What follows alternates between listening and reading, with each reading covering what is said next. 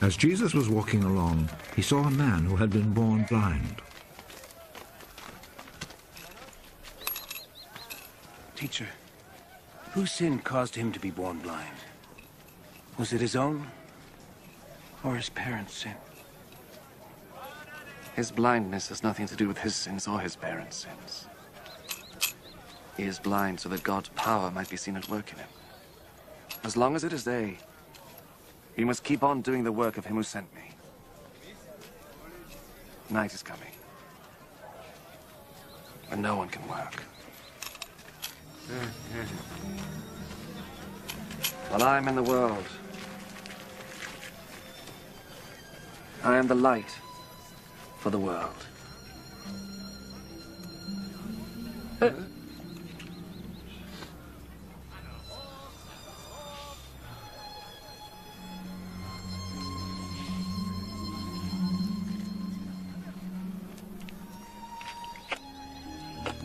After he said this, Jesus spat on the ground and made some mud with the spittle.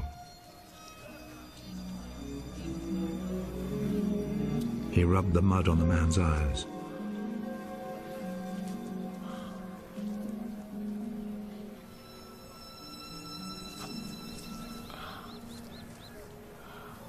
Go and wash your face in the pool of Siloam. This name means sent.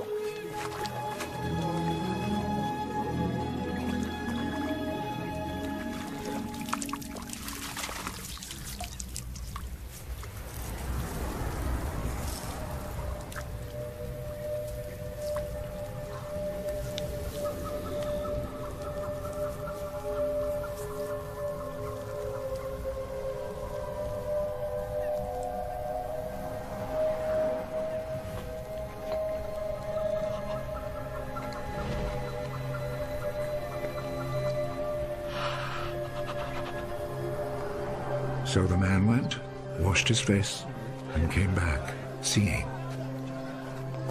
His neighbors then, and the people who had seen him begging before this, asked, "Isn't this the man who used to sit and beg?" He's the one.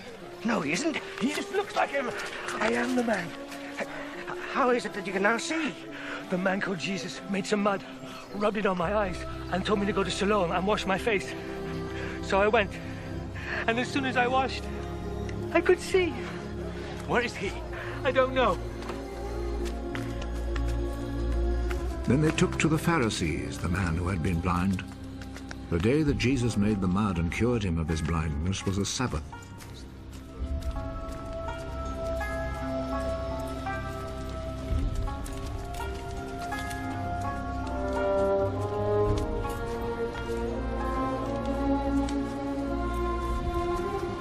The Pharisees then asked the man again how he had received his sight. He put some mud on my eyes. I washed my face, and now I can see. The man who did this cannot be from God, for he does not obey the Sabbath law. How could a man who is a sinner perform such miracles as these? And there was division among them. You say he cured you of your blindness. Well, what do you say about him? He is a prophet. The Jewish authorities, however, were not willing to believe that he had been blind and could now see, until they called his parents. Is this your son? You say that he was born blind. How is it then that he can now see? We know that he is our son, and we know that he was born blind. But we don't know how it is that he is now able to see, nor do we know who cured him of his blindness. Ask him. He is old enough and he can answer for himself. His parents said this because they were afraid of the Jewish authorities, who had already agreed that anyone who said he believed that Jesus was the Messiah would be expelled from the synagogue. That is why his parents said, "He is old enough, ask him." A second time, they called back the man who had been born blind. Promise before God that you will tell the truth. We know that this man who cured you is a sinner. I do not know if he is a sinner or not. One thing I do know. I was blind. And now I see.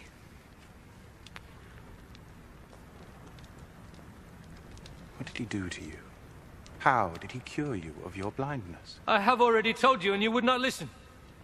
Why do you want to hear it again? Maybe you too would like to be his disciples. They insulted him and said, You are that fellow's disciple. But we are Moses' disciples. We know that God spoke to Moses. As for that fellow, however, we do not even know where he comes from. What a strange thing that is. You do not know where he comes from, but he cured me of my blindness. We know that God does not listen to sinners. He does listen to people who respect him and do what he wants them to do. Since the beginning of the world, nobody has ever heard of anyone giving sight to a person born blind. Unless this man came from God, he would not be able to do a thing! You were born and brought up in sin! And you are trying to teach us. and they expelled him from the synagogue.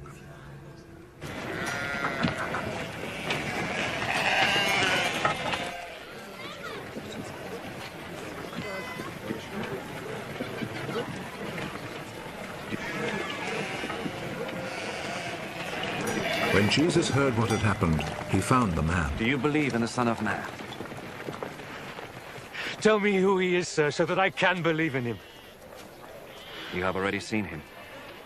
And he is the one who is talking with you now.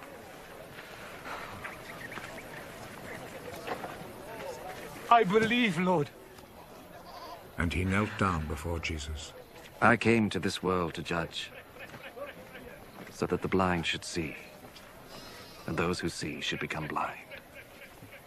Some Pharisees who were there with him heard him say this and asked him, Surely you don't mean that we are blind too?